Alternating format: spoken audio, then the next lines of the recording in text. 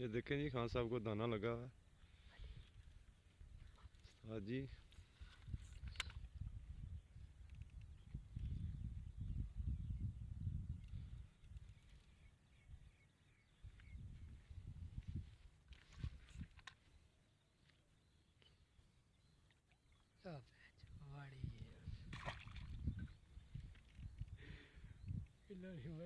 रोला पाया कटा लग गया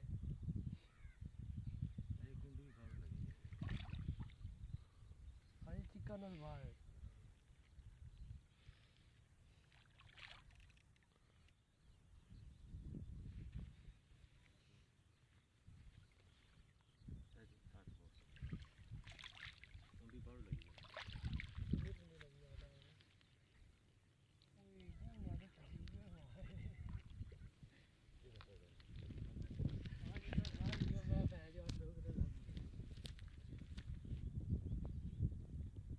लो जी उस्ताद जी माशाल्लाह, ये जनाब तकरीबन उस्ताद जी वो 3-4 दाने अभी बाहर पे हुए, तकरीबन आधा घंटा हो गया उस्ताद जी आया। तो माशाल्लाह शोल ठीक लगी है।